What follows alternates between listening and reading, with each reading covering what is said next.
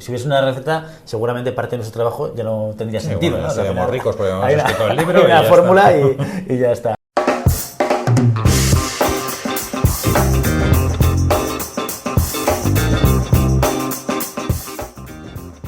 Bienvenidos y bienvenidas a Siempre Puedes Practicar Surf, vuestro podcast sobre recursos humanos, liderazgo y también a veces psicología.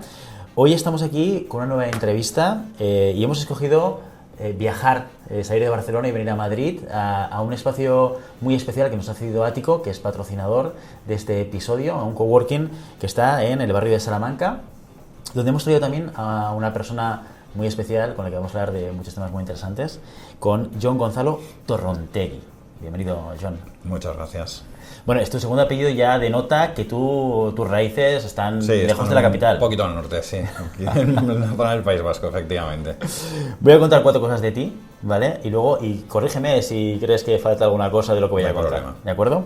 Jon es un profesional que cuenta con 20 años de experiencia en el mundo de los recursos humanos, en diversas funciones dentro del área de People, y que se ha convertido, posiblemente podemos decir esto, es una afirmación mía, pero tú me la corriges, apasionado en el vínculo entre tecnología y personas, ¿no? Ahora veremos por qué lo decimos. En el transcurso de su carrera, Jon ha trabajado en varias empresas y en roles bastante significativos, como ser director de recursos humanos del Grupo Cortefiel durante muchos años, y después de haber ocupado varios puestos dentro de la misma organización, y también siendo gerente de formación dentro del Grupo PIPS durante 8 años, ¿no? Más recientemente, Jon ha ocupado el cargo de gerente de recursos humanos en Japan Tobacco International, JTI, y no fue hasta julio del 2018 que decidiste un poco variar tu carrera profesional, pivotar. Un giro de 180 grados. De 180 grados, efectivamente, y unir, como te decía antes, un poco las pasiones entre tecnología y personas, y crear o cofundar, junto con Antonio Corral, HR Factory, una innovadora plataforma con sede aquí en Madrid, que ayuda o diseña soluciones de inteligencia artificial para procesos de recursos humanos. ¿Puede ser el gran titular de HR Factory? Lo has hecho muy bien. No te puedo quitar una coma de todo lo que has comentado. Muchas gracias, Jon.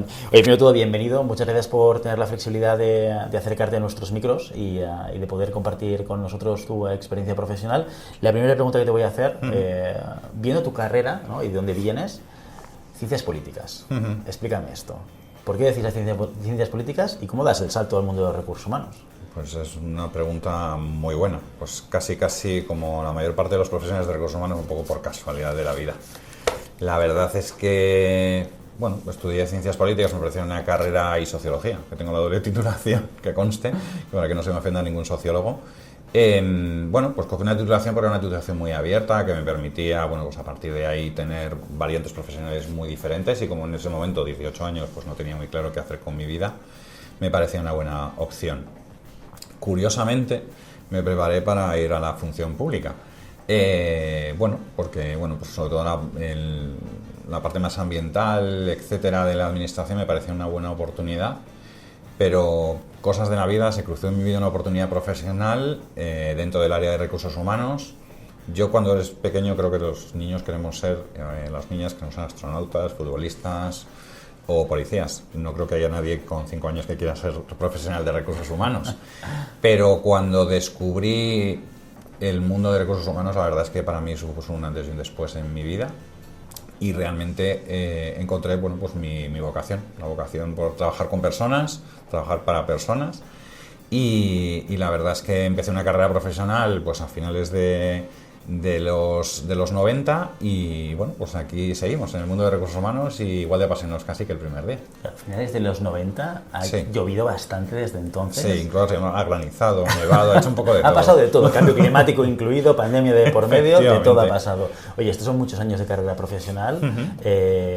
Cuéntame, para ti, ¿cuáles son los grandes titulares de los grandes cambios en la gestión de recursos humanos desde esa primera experiencia, los 90, los primeros 2000 hasta el 2023? Pues yo me atrevería a decir que la evolución ha sido muy grande. Yo creo que cuando yo comencé en el mercado laboral, primero, tenemos un mercado laboral completamente diferente del que tenemos hoy, en cuanto a dinamismo, en cuanto a oportunidades. Era mucho más estático, con un entramado legal muy complejo. Creo que ahora mismo tenemos un framework, una infraestructura pues muy diferente. Las personas entonces hacían carrera solamente en una compañía o en 2 compañías. Cuando veías un currículum y veías una persona que había estado en 5 compañías ya te parecía raro, y hoy lo raro es estar en una compañía 5 años. Así que yo creo que ha cambiado mucho el mercado laboral, afortunadamente. Creo que es mucho más dinámico, creo que hay cosas que hemos normalizado mucho más. Y para mí el gran cambio en el área de recursos humanos es que entonces la importancia que se le daba a las personas en las compañías era mucho más pequeña de la que es hoy.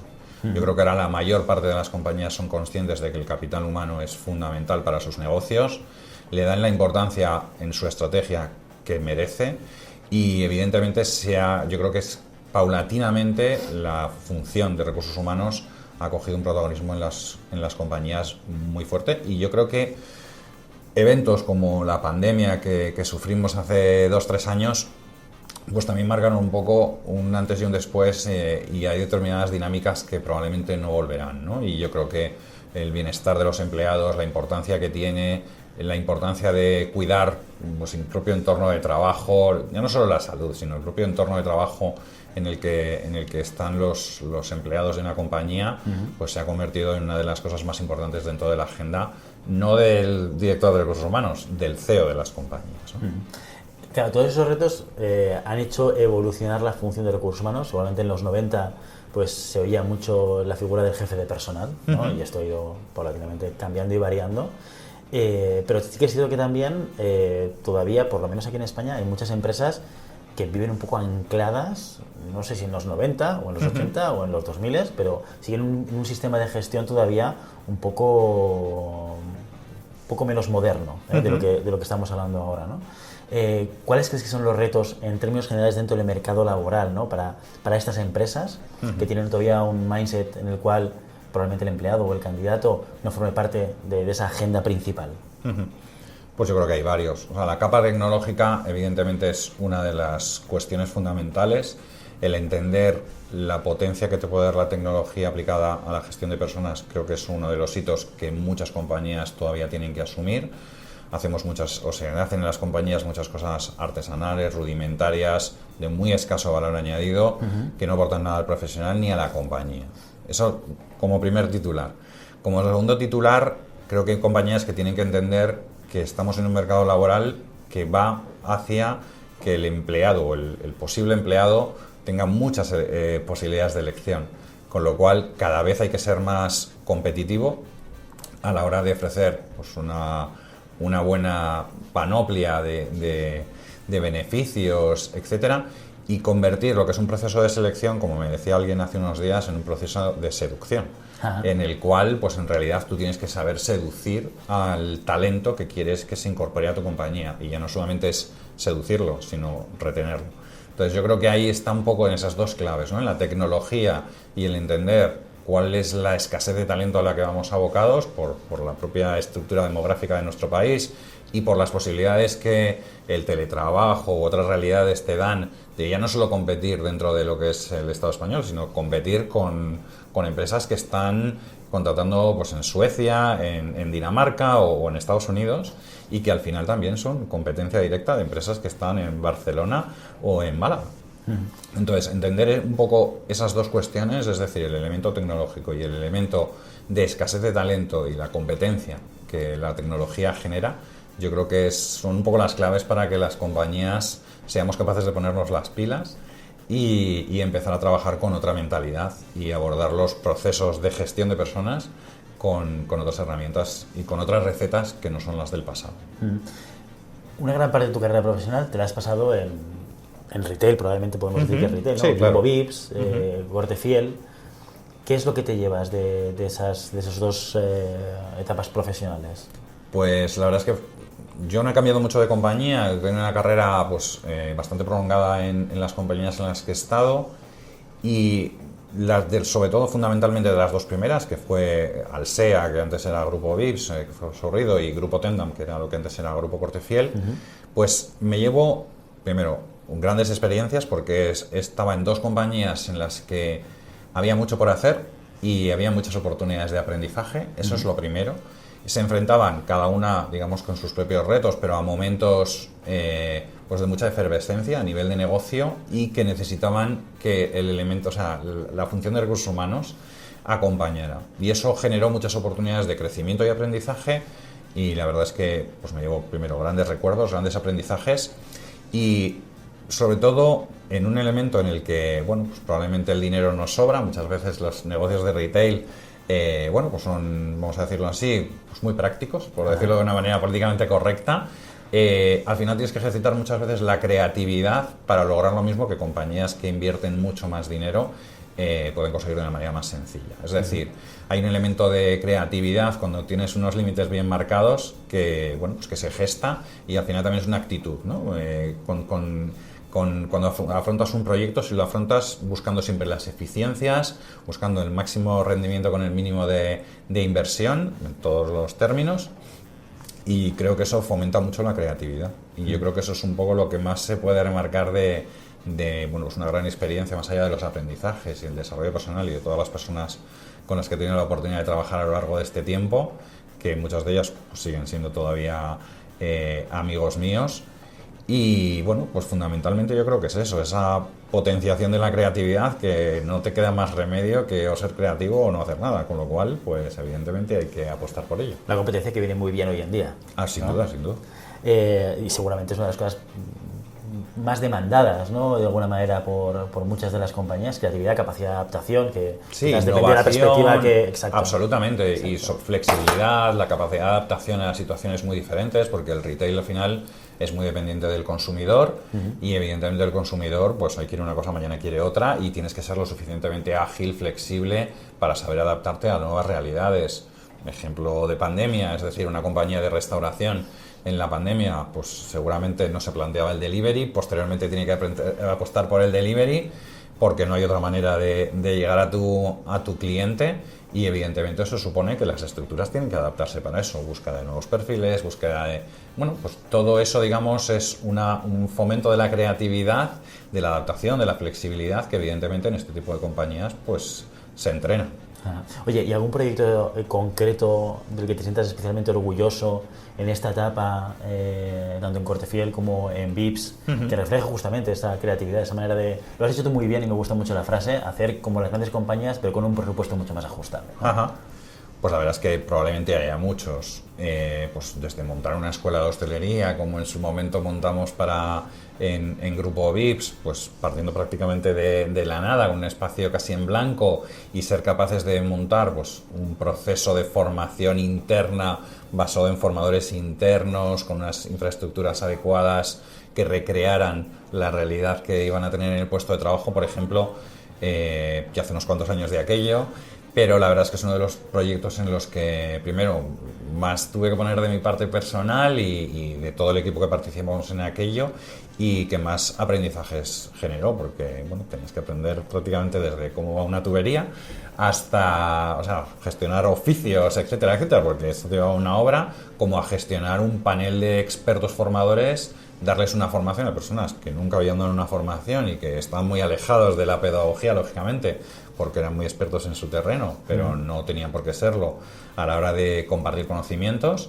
Y la verdad es que, bueno, pues fue la verdad un proyecto súper interesante, y en el que hubo que ejercitar, pues eso, mucho la flexibilidad, la adaptación a situaciones pues complejas, y bueno, pues además también a saber motivar a un equipo de personas pues que realmente participaban en ese proyecto por puro altruismo, no cobraban más o menos por hacerlo, pero se sentían partícipes de un proyecto pues muy importante para la compañía, y entendían que lo que estaban regalando era su conocimiento que habían adquirido a lo largo de los años con las personas que se incorporaban a la empresa, ¿no? Y la verdad es que, bueno, pues un ejercicio de altruismo muy bonito, y sobre todo el sentimiento de pertenencia que se generó un poco en todo este grupo y equipo, porque al final, bueno, pues tenían ese reconocimiento de ser formadores internos, y eso en sí mismo pues ya para ellos era un orgullo, ¿no? Entonces, bueno, la verdad es que un proceso, te podía mencionar muchos más, pero probablemente esto es uno de los que más satisfacciones me dijo.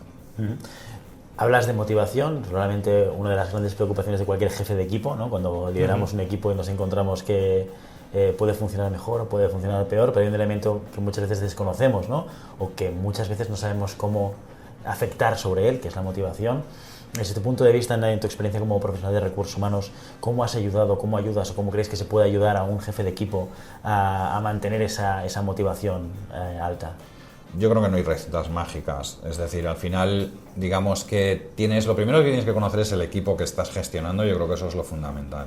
Entender qué tipo de personas componen tu equipo, qué es lo que buscan, cuáles son las metas que buscan, y a partir de ahí ajustar tu modelo de liderazgo, tu modelo, los objetivos que tú tienes al equipo que tú tienes. Yo creo que no hay una receta mágica, siempre funciona A más B igual a C y el resultado siempre es el mismo. En realidad tienes que conocer primero bien a tu equipo, conocer cuál es el reto que como equipo va a tener que llevar a cabo y a partir de ahí tocar las palancas que se necesiten en cada momento, ¿no?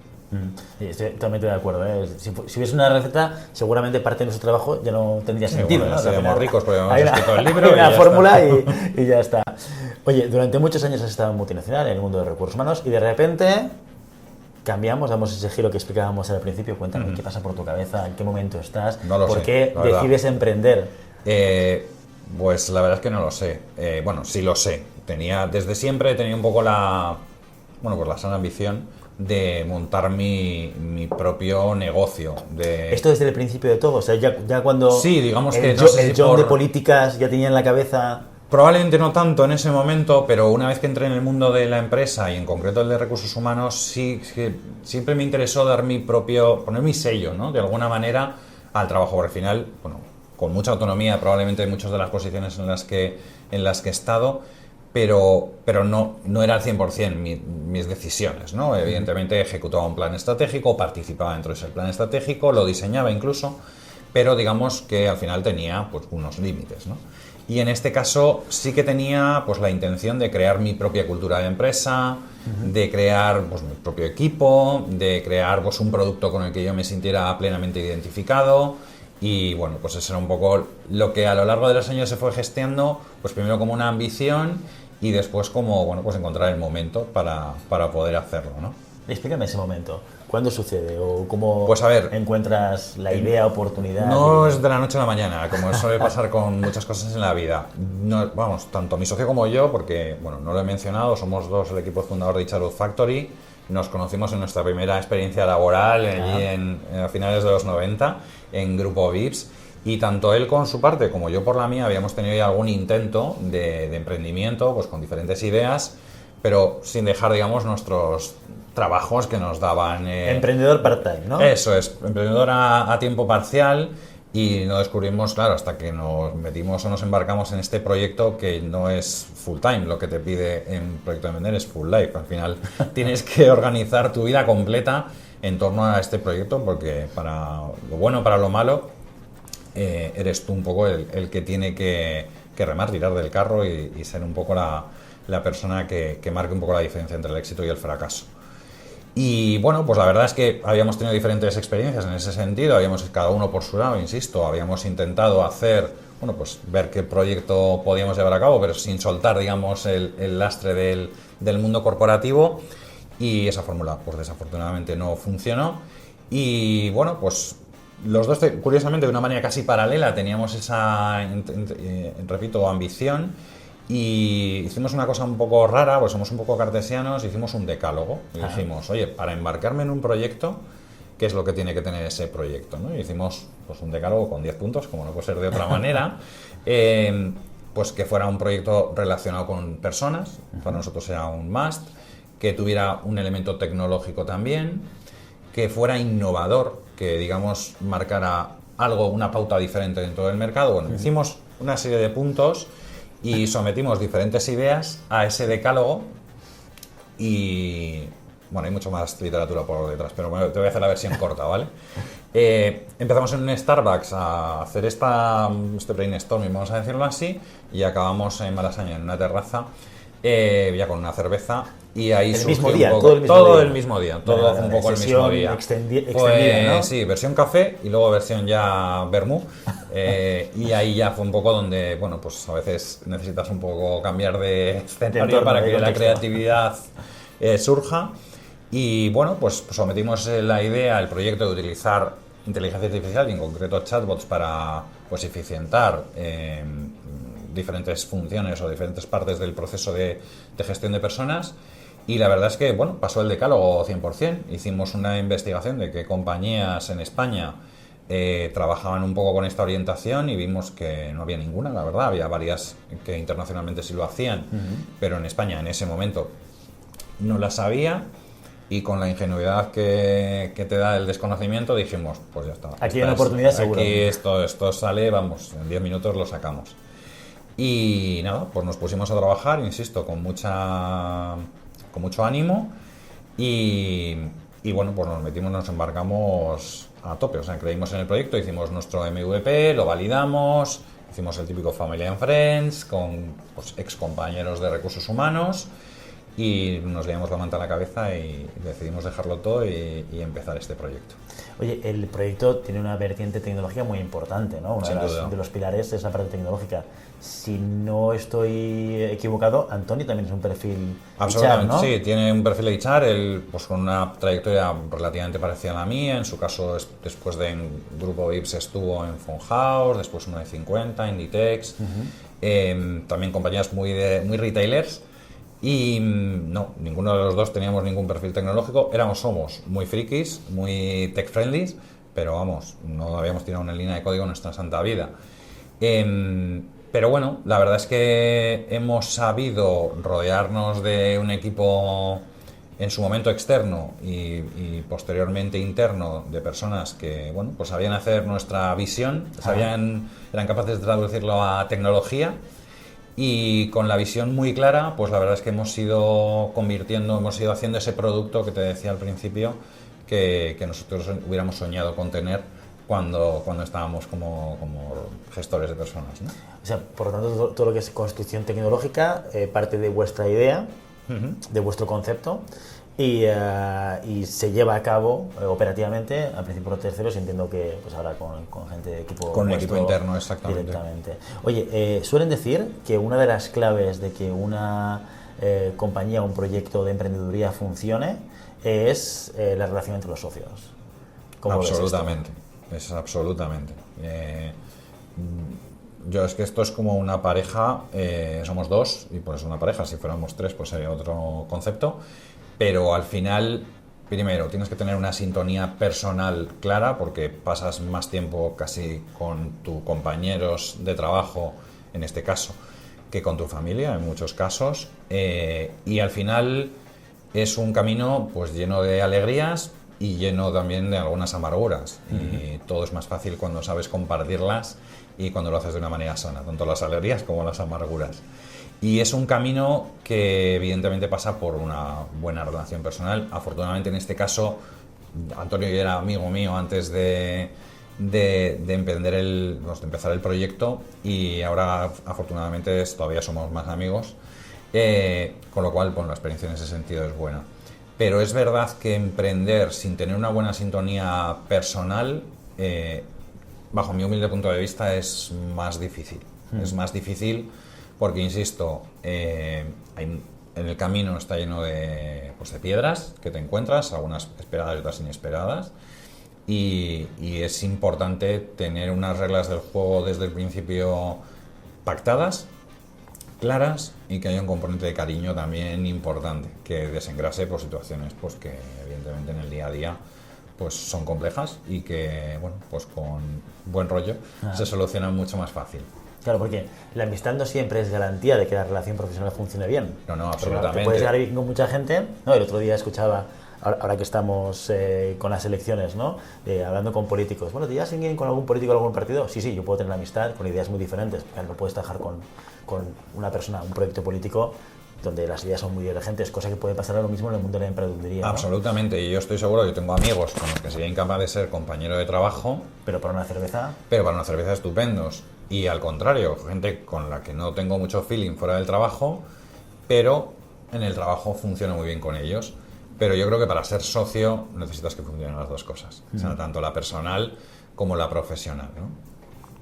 Para tener hablo de un socio, un co-founder, una persona que comparte contigo la propiedad, insisto, la responsabilidad que hay por detrás de montar un proyecto y todo lo que eso supone. Digamos que para incorporar equipo es otra cosa diferente, ¿no? Pero en el caso de un equipo fundador, yo creo que la parte profesional, la sintonía, tanto personal como profesional, es fundamental. Hablabas de que al principio tuvisteis o pactasteis una serie de cosas, una serie de elementos. Danos un poquito de visibilidad, por si a otras personas también les sirve. Bueno, la verdad es que son cosas muy básicas. Al final es y además algunas de las personas que te vas encontrando por el camino, el mundo del emprendimiento, la verdad es una de las cosas mejores que tiene, es que la gente comparte mucho. Entonces, te comparte lo bueno y lo malo. Y yo siempre que alguien me pide consejo, yo devuelvo los consejos que a mí me dieron cuando yo empecé. Uno de los primeros es alinear expectativas. O sea, alinear expectativas. ¿Qué es lo que tú vas a dar en el proyecto desde el principio? ¿Qué es lo que voy a dar yo? Y que vamos a pactar todo lo que puede pasar en la vicisitud de una compañía. Puede ser que te toque la lotería, puede ser que te enamores de una chica y te vayas a vivir a Bali, puede ser, no sé, pueden pasar muchas cosas a lo largo de la vida de una compañía. Entonces, marcar desde el principio qué es lo que va a aportar cada socio, qué es lo que va a aportar cada uno de los miembros del equipo, si va a ser full life, full time, o sea, qué dedicación vas a tener dentro del proyecto, cuáles son tus roles y qué ocurre cuando las cosas van bien y qué ocurre cuando las cosas van mal, me parece lo fundamental. Y creo que ahorra muchos problemas y te ahorra también, previene que te rompas una buena amistad, porque quizá una persona puede ser, yo he tenido ya algunas, afortunadamente no cercanas, pero experiencias en tercera persona de personas que se llevan muy bien, que eran muy amigos y que después de la experiencia profesional lo han dejado de ser. Entonces creo que eso es una lástima, pero si tú desde el principio alineas expectativas, está negro sobre blanco, qué es lo que uno va a aportar, qué es lo que va a ocurrir, qué ocurriría si todo eso está bien pactado, bien marcado, pues como se suele decir en el refrán español, mejor una vez colorado que ciento amarillo, pues eso, mejor discutir una vez y tener claro qué es lo que puedes esperar o no de la otra persona, que después estar, digamos, encontrándote diferentes pruebas y decir, ¿y ahora qué hacemos?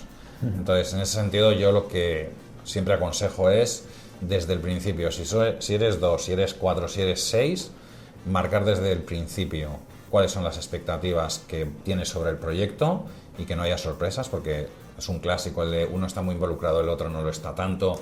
Entonces, ¿qué es lo que pasa? ¿Cómo lo hacemos? Que esté muy claro qué porcentaje de su tiempo va a dedicar cada uno, y después también qué ocurre cuando las cosas vayan bien o vayan mal, y qué ocurre pues en situaciones que pueden parecer un poco rocambolescas, pueden llegar a darse, ¿no? ¿Es fácil emprender en España? Yo creo que no. Mi opinión es que no. Por suerte, en nuestro caso, pues teníamos una situación financiera que nos permitía, digamos, arriesgar un poco más, pues después de una carrera profesional relativamente larga, y eso evidentemente pues ayuda. Pero si empiezas base cero, con pocos fondos propios y tienes que buscar un ENISA, buscar una financiación pública, creo que todavía tenemos mucha burocracia, y comparado con países como Estados Unidos, o sea, ya aquí montar la empresa en sí mismo, ya tienes que ir a un notario, te tienes que gastar X dinero, o sea, es una burocracia que en otros países no ocurre, y más allá de la pura burocracia de crear la entidad a través de la cual vas a operar, lo que es el acceso a financiación pública bueno, hay empresas que viven de eso, hay empresas muchas que se ganan la vida de una manera muy honesta, gestionando todo lo que supone el obtener financiación pública en España o en la Unión Europea.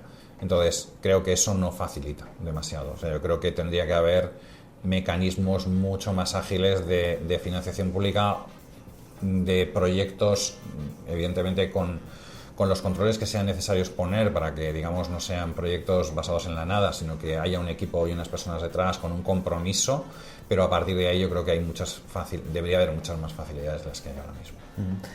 Comentabas antes que vuestro modelo de financiación inicial, aparte de poder soportar la P&L familiar, entiendo, con los fondos propios, ¿no? Efectivamente. Fueron las famosas 3 Fs, ¿no?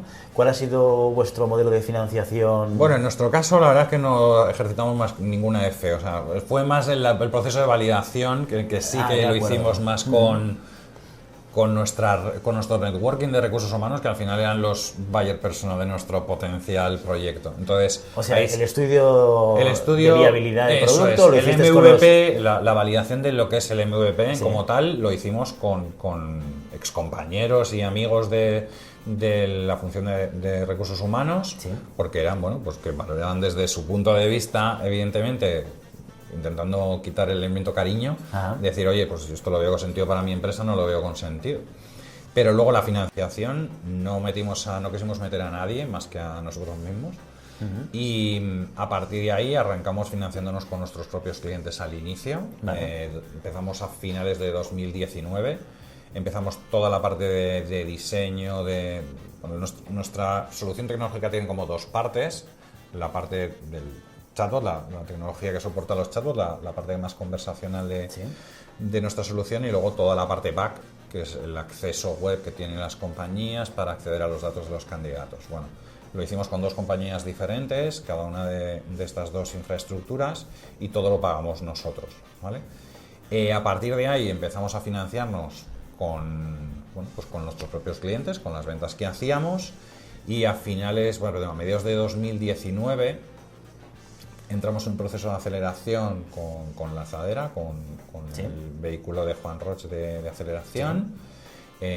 Y bueno, pues tomamos la decisión, que era una decisión importante, de cambiar un poco ese modelo de fondos propios y me financié con nuestros propios clientes, que está muy bien, que es muy válido el ser una compañía orientada a resultados, orientada a profit oriented, y nos decidimos por ser una compañía que funciona más rápido. Entonces, para elevar el ritmo de crecimiento, pues lo que fuimos es a Venture Capital, ¿vale? A capital riesgo. Y bueno, pues empezamos con otra aventura completamente diferente de la que teníamos hasta ahora. Pues hasta ahora teníamos que hacer un producto viable, sencillo, que funcionara en las compañías, y a partir de ahí pues teníamos otro trabajo adicional, que era pues levantar esa financiación para poder hacer frente, digamos, a un equipo más grande que nos permitiera ir mucho más rápido en cuanto a nuestro crecimiento. Una pregunta que me dejó de antes, pero volvemos otra vez a la financiación porque me interesa entender un poco cuál ha sido vuestro enfoque, ¿no? O cuál es vuestro enfoque actualmente. Me hablabas de una especie como de market research o de comparativa del MVP con potenciales clientes. ¿Cuál fue el reflejo de ese primer análisis de producto viable versus lo que os encontrasteis cuando ya teníais el producto? ¿Fue muy similar? ¿Fue realmente parte de lo que te decían, o aquellos que decían, no, si lo tienes te lo compro, luego no compraron? ¿Cuál fue un poco vuestra experiencia posterior? A ver, claro, cuando hablas con amigos, pues todo el mundo es muy cariñoso. O sea, el producto evidentemente tenía sentido y no deja de tener sentido hoy, pero claro, cuando cambia mucho, nuestro producto cambia mucho el paradigma de cómo se hace selección, se ha hecho selección tradicionalmente. Claro. Y de hecho, incluso nuestras propias primeras campañas de marketing tenían como claim, sigues haciendo selección como en los 80. Es decir, al final es un elemento, y lo he comentado antes un poco en nuestro decálogo, disruptivo. Al final es una tecnología que te hace tener un enfoque de la selección pues diferente de la selección tradicional, que fue la que se hacía cuando yo me incorporé al mercado laboral. Yo empecé como recruiter y lo que hacía era entrevistar a mucha gente, a miles de personas. Un día lo calculé y había dado la mano a más de 10.000 personas en un par de años, o sea que no está nada mal. Y al final lo que nosotros hacemos es, digamos, que eficientar esa parte que no da mucho valor añadido, como creo que he comentado antes, ni al profesional ni a la compañía que financia eso de esa manera. Y al final, digamos que tradicionalmente en el mundo de la selección se ha tenido siempre un enfoque muy reactivo. Es decir, se me va una persona de mi equipo, pongo un anuncio, espero que se inscriban personas en ese anuncio, cribo ese anuncio, me reviso, me elijo los 10 mejores, a los 10 mejores les llamo por teléfono, termino de verificar, porque los 10 mejores me quedo con 3 que yo creo que me van a encajar, ya les cito un roleplay o una entrevista personal y después decido entre esos 3. Ese tiempo he dedicado muchísimo tiempo a un montón de contactos que, pues la verdad, si me hubiera dicho desde el principio quién eran los 3 mejores de los 100 que se inscribieron, pues no hubiera perdido tanto tiempo, ¿no? Y ahí es donde nosotros es el dolor al que nosotros vamos dirigidos. Entonces, como te decía, ese es un enfoque pues muy reactivo, y lo que nosotros proponemos es un enfoque de selección mucho más proactivo, ¿no? Que haya un sistema que constantemente esté evaluando personas y que cuando tú tengas el proceso de selección, el sistema ya tengas un talent pool del cual puedas tirar y proveerte para cubrir ese proceso de selección que tienes. ¿Eso qué diferencia? O sea, me dirás, vale, este señor que me está contando, ¿y qué tiene esto que ver con la pregunta que yo le he hecho? Y ahí voy un poco a hilarlo con lo que tú me has comentado. Es decir, al hacer ese cambio tan profundo en la manera en la cual habitualmente las compañías captan talento, ¿Sí? Uno de los hándicaps que nos encontramos al principio, cuando comenzamos un poco con la venta de este producto, era doble. Por una parte, la gente no sabe lo que era un chatbot. Hoy en día yo creo que han pasado unos cuantos años y la gente ya tiene mucho más claro por qué es un chatbot, qué aporta la inteligencia artificial, etcétera, etcétera. Y por otra parte también que veníamos a cambiar la manera tradicional de cómo se estaba haciendo selección. Entonces esos eran dos obstáculos que probablemente en ese MVP todavía no éramos conscientes. Y eso es probablemente un poco lo que ha ido variando durante el tiempo, porque yo creo que se ha ido adoptando mucho más la tecnología en general, y en concreto todo el mundo ya sabe lo que es un chatbot porque se lo ha encontrado en un e-commerce o porque cuando va a comprar a la página de Renfe le salta, ¿no? Entonces ya es algo más natural, de hecho mucho más natural probablemente para las generaciones más jóvenes que para las mías. Y por otra parte tenemos ese elemento que, bueno, por las compañías, probablemente también por la escasez de talento que mencionábamos al principio, saben que las viejas recetas ya no son un poco la solución, ¿no? Entonces, digamos, esas dos cuestiones que nosotros no nos las habíamos planteado cuando hicimos la validación del MVP, después nos las encontramos y tuvimos que ser capaces de darles la vuelta, de evangelizar, por decirlo de alguna manera, qué significaba pues, la inteligencia artificial, y en concreto específicamente qué eran los chatbots y qué podían aplicar a recursos humanos, y por qué un robot puede ser más humano que una persona actuando como un robot. Y por otra parte también cambiar un poco ese paradigma de la selección, de hacer una selección más reactiva a una selección más proactiva, ¿no? Que significa que primero tienes que cambiar de mentalidad y segundo que tienes que cambiar de manera de trabajar y digamos que ser mucho más eficiente, y en vez de estar publicando constantemente, digamos, haciendo esa labor previa para que después, bueno, pues afiles el hacha y cortar árboles sea más sencillo, ¿no?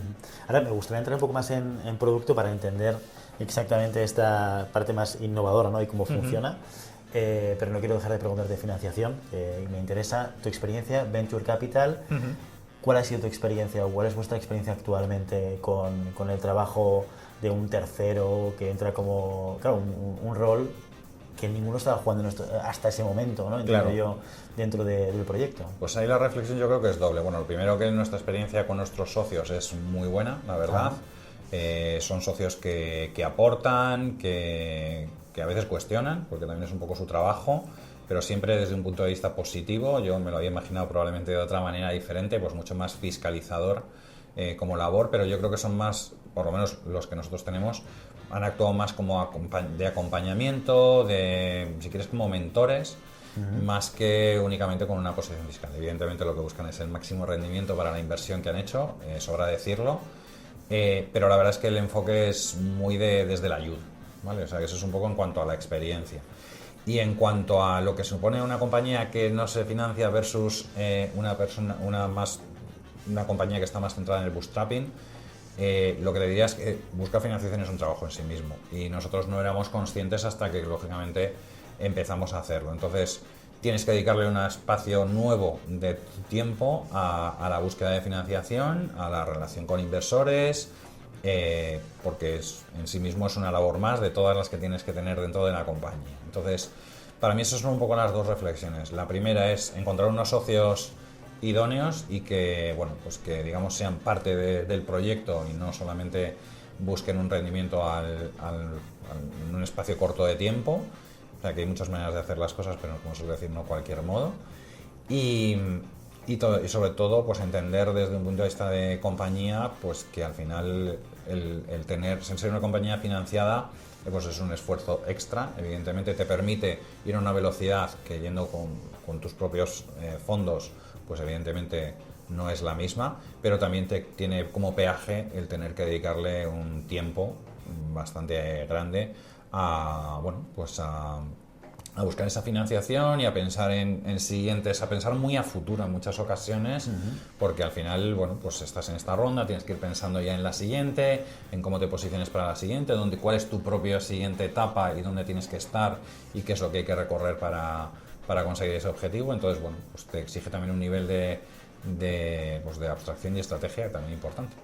¿Cuánto habéis levantado, si se puede saber? Sí, pues tuvimos una primera ronda de 650.000 euros que la cerramos en diciembre de 2021 y este año hemos cerrado otra ronda de 800.000 euros y bueno, pues la verdad es que con la idea un poco de utilizar ese dinero en esta segunda ronda pues para internacionalizar también nuestra compañía.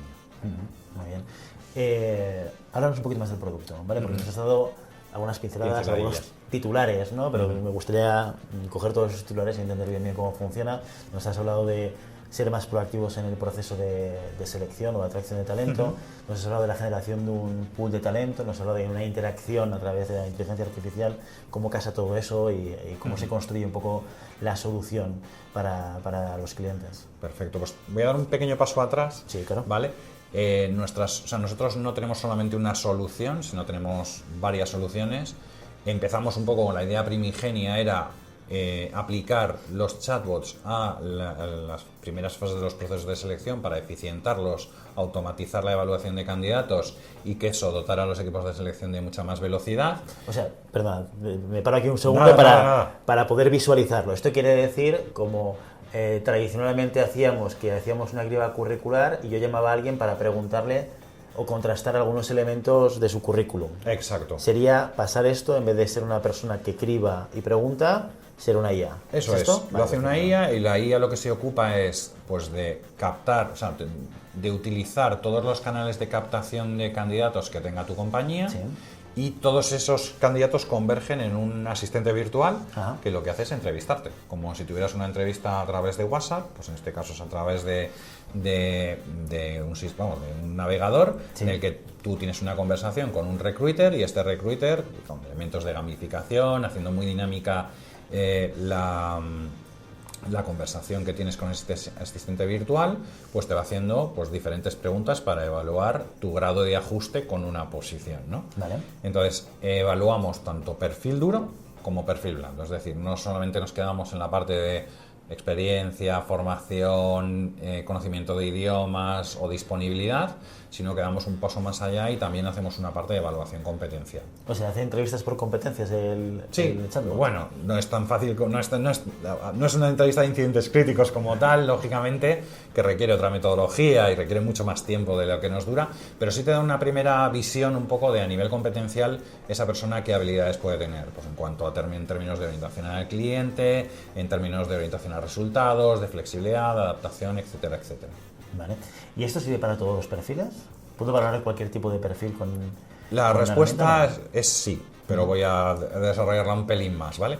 Cuando nosotros comenzamos el proyecto, y posiblemente porque veníamos del mundo retail, lo pensábamos para perfiles más blue collar, ¿vale? Pensamos pues, en cualquiera de las compañías en las que habíamos trabajado y nos parecía que tenía todo el sentido, que eran empresas que contrataban mucho y que contrataban perfiles de manera recurrente.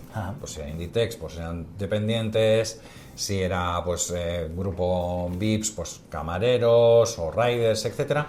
Siempre se contrataban el mismo tipo de perfiles en diferentes localizaciones geográficas y de una manera sistemática y recurrente. Ahí veíamos que había un encaje perfecto. Pero vino la vida y nos dijo otras cosas. Y pues vino, por ejemplo, la pandemia. Y había compañías que hacían evaluación presencial y que ya no podían hacerla presencial. Entonces, de alguna manera, surgieron otras oportunidades con compañías con otro tipo de perfiles, no tan blue collar, sino mucho más white collar.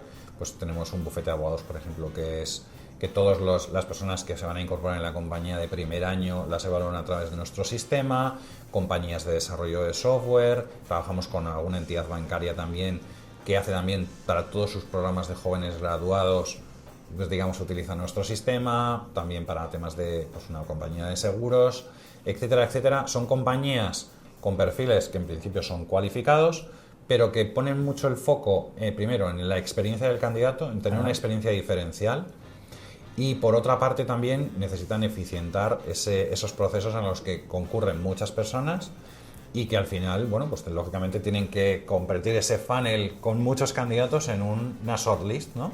En la que es muy importante pues dedicarle el tiempo en la parte que realmente, yo siempre digo que el elemento humano marca la diferencia, ¿no? Que es cuando tienes una entrevista personal con el candidato y vas a hacer una evaluación más cualitativa que cuantitativa, ¿no?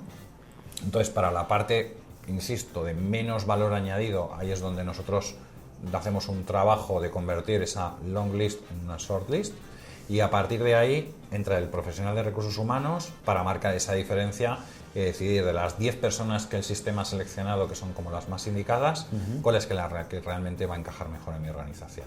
Y es algo que no tiene que ver demasiado con el perfil, tiene que ver con la necesidad de la compañía, o bien en términos de intensidad y de recurrencia a la hora de contratar, y también en términos de la importancia que le dé a la comunicación con el candidato, ¿vale?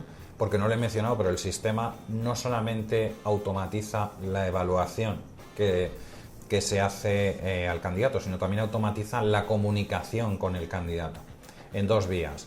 La primera, respondiendo al candidato sobre cuál es el estado de su candidatura, que yo creo que es muy importante, ¿no? Porque todos hemos sido alguna vez en nuestra vida, hemos sido candidatos y sabemos que no hay nada más horrible que aplicar a una oferta y que nadie te conteste. O casi peor, que se dé una situación como la empresa ha mirado tu currículum y 5 segundos después la empresa ha descartado tu currículum. Y claro, dices, joder, he dedicado 5 segundos a ver mi currículum. Pues, digamos que como este ejemplo de branding no es la más brillante. Entonces nosotros automatizamos esa parte de comunicación con el candidato, y a través también de un chatbot, identificando a la persona, pues ve en qué estado está su candidatura y le va respondiendo en tiempo real sobre eso. Y luego también, pues con la tecnología de ChatGPT que pues hemos incorporado a nuestra solución, el sistema es capaz de responder a preguntas del candidato sobre pues, las condiciones del puesto que se va a encontrar, horarios, beneficios sociales, salario, etcétera, etcétera, ¿no?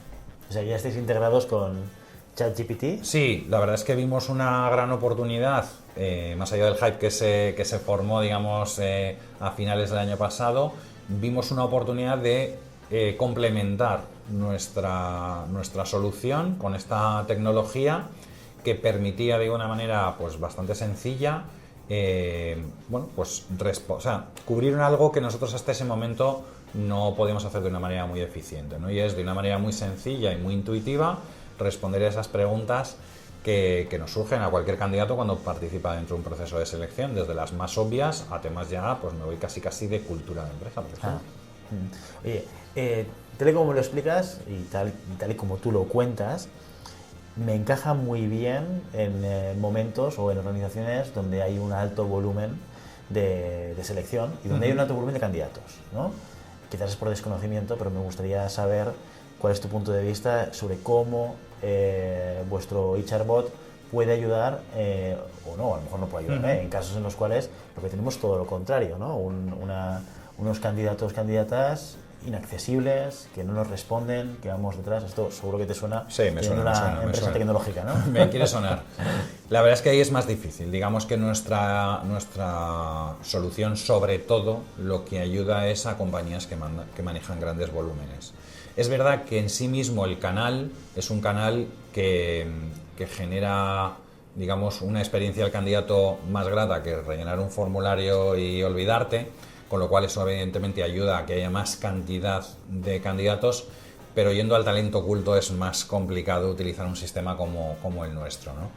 Yo creo que para eso hay otros en el mercado que probablemente funcionen mejor, o como me comentó un director de recursos humanos no hace demasiado, asumir que no hay profesionales en el mercado. Asumir ese principio de realidad. No hay profesionales en el mercado. O los hago yo, los formo yo, voy a la universidad, los formo en la tecnología que yo quiero y así tendré el tipo de profesional que yo quiero, o tendré que asumir que pague lo que pague, le dé las condiciones que condiciones, no hay suficientes profesionales en el mercado para todas las compañías. Entonces, a partir de ese principio de realidad, uno también es más feliz.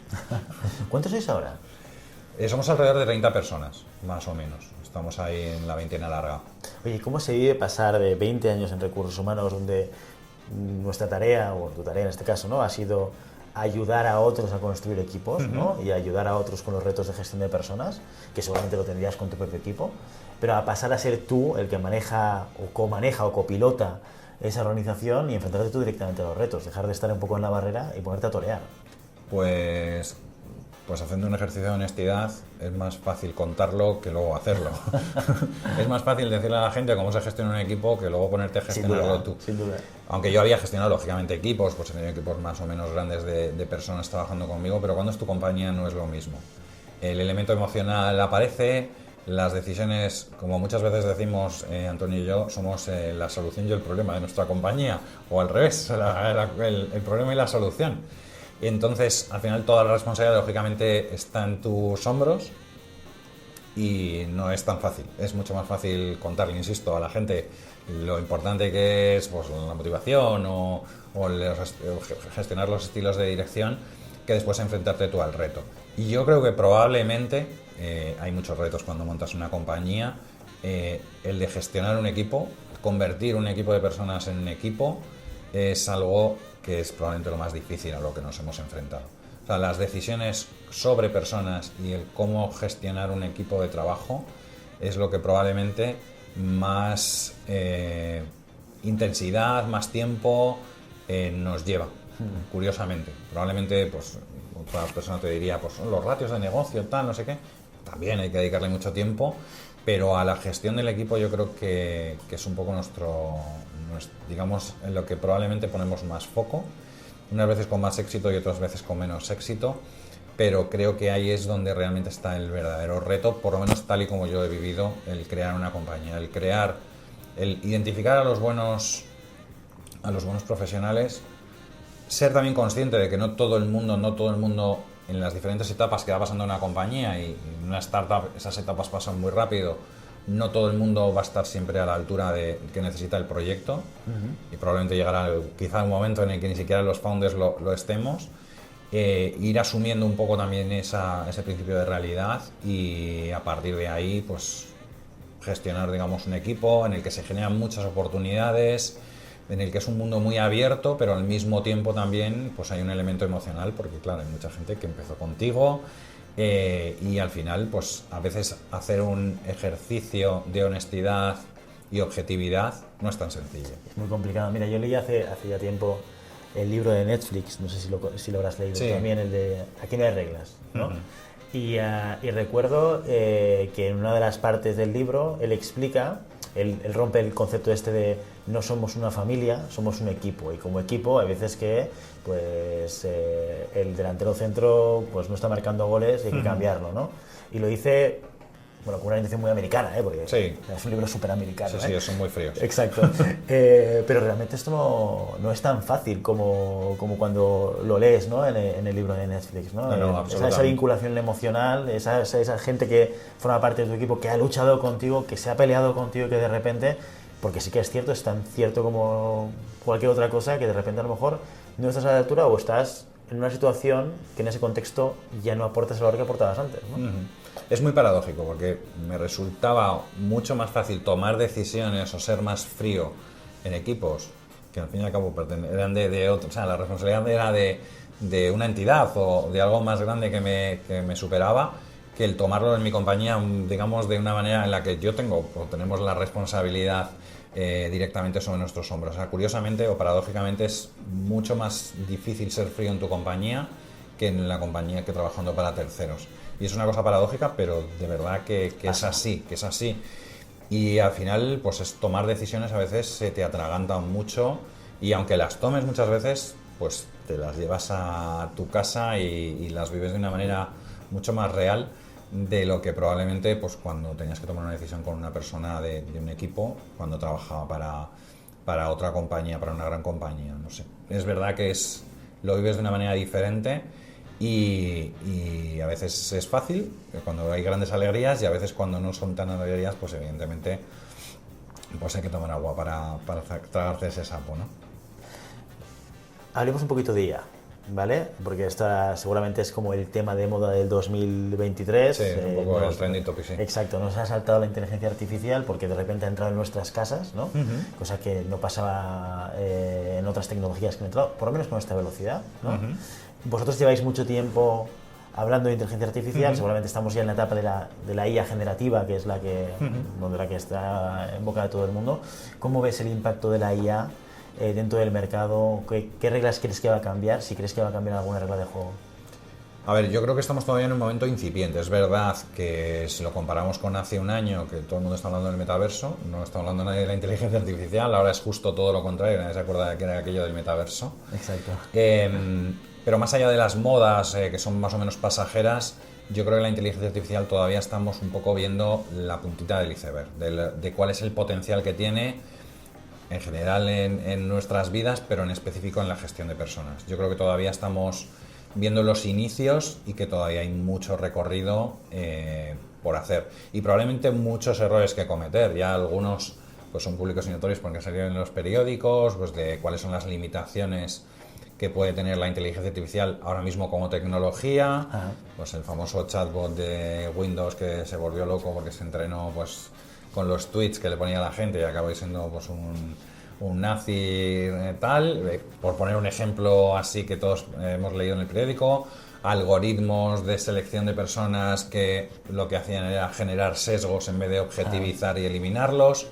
Digamos que eso son cosas que han pasado relativamente de una manera reciente o que ya hemos tenido en nuestro pasado, y al final la inteligencia artificial la programamos personas y evidentemente el elemento ético es fundamental y la legislación, pues aquí yo creo que en Europa sí que se ha buscado casi desde el inicio ponerle unos límites a la tecnología, cosa que probablemente en otros países no han sido tan proactivos, pues como no lo son pues, en temas de gestión de información, etcétera. Pero bueno, estamos ahora viendo, digamos, los inicios de todas las posibilidades que nos puede dar, y yo creo que en los próximos años nos vamos a llevar muchas sorpresas en ese sentido. Lo que sí que creo es que bien llevada, gestionada correctamente, aplicando una legislación digamos taxativa y digamos con el elemento ético siempre un poco en la cabeza, puede dar mucho potencial y puede ayudarnos a ser mucho más eficientes en nuestro trabajo de gestores de equipos. Claro, aquí en eso seguramente es que nos encontramos justamente en esas dos palancas que dices, ¿no? El trabajo de ética y el trabajo legislativo. Nos encontramos con las compañías que lo que hacen es echar a los departamentos de ética y justamente desarrollando tecnología de IA, ¿no? Y por otro lado vemos que la legislación, y esto no es algo nuevo, esto ha pasado desde siempre llega tarde. Siempre va por detrás. Tarde, ¿no? O sea que nos enfrentamos a un reto como muy relevante. Curioso es el dato de junio de este año, en el que por primera vez ChatGPT ha sido reducido en un 10% en uso.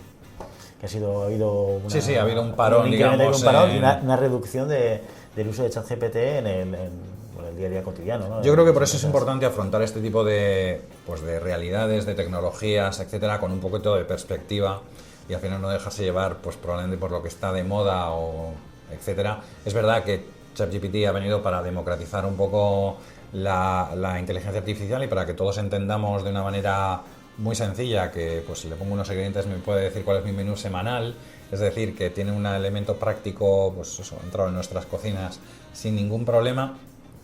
Pero más allá de esa labor que yo creo que ha sido muy interesante y que a nosotros como compañía nos ha venido muy bien, por serte sincero, porque ahora, pues digamos en las agendas de probablemente de todas las áreas de recursos humanos, la IA está dentro de la agenda, porque todo el mundo entiende que tiene un potencial. Yo creo que todavía estamos en ese momento de no sé muy bien cómo lo tengo que utilizar, pero sé que quiero utilizarlo. Rendimiento, ¿no? Eficiencia, productividad, esto suena muy bien en la empresa. Claro, suena muy bien y evidentemente eso nos ha ayudado, ¿no?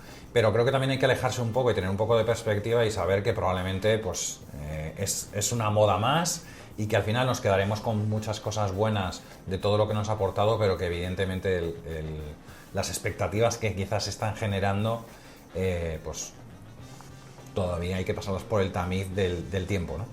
Muy bien. John, última pregunta. El futuro de HR Bot Factory. Qué pregunta más difícil. Bueno, por eso le he dejado la última.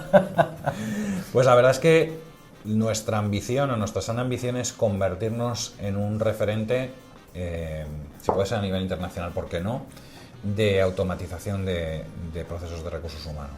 Más allá de la propia selección de personal, tenemos una solución para onboarding, para comunicación con candidatos, con empleados, perdón, soluciones de feedback, de offboarding, etc. Hemos creado una suite siempre basada un poco en nuestra tecnología, que al final da respuesta a diferentes procesos de recursos humanos con una escasa eficiencia y en la que, digamos, el elemento artesanal pues está ahí todavía y yo creo que aporta muy poco, y la capa tecnológica pues viene para ayudar, no para sustituir, que creo que es importante entenderlo, y nos gustaría convertirnos eso en una compañía referente dentro de la automatización de diferentes funciones de recursos humanos, hoy con chatbots y mañana con otra tecnología probablemente basada en inteligencia artificial o en otras de las tecnologías que ahora mismo todos podemos tener en la cabeza, en la que bueno, el elemento de innovación no falte nunca y sobre todo también, yo creo que es una cosa que no hemos comentado, pero que nosotros también lo tenemos dentro de nuestro ADN, que nuestro software es un software de recursos humanos creado por personas de recursos humanos. Y no es ni mejor ni peor que el hecho por ingenieros o por economistas, pero tiene una orientación diferente. Y esa es la orientación que nos gustaría que siguiera teniendo, es decir, el elemento innovador que siempre esté ahí y el elemento de siempre pensar en la persona y en el gestor de personas también nos parece fundamental. Muy bien, John. Oye, pues muchísimas gracias por pasarte hoy por nuestro podcast, Gracias explicarnos toda tu historia, por dónde has pasado, tus aprendizajes, hablar de IA, de automatización y dedicarnos un poco de tiempo a nosotros y a nuestra audiencia. Muy bien, un placer. Muchas gracias, John.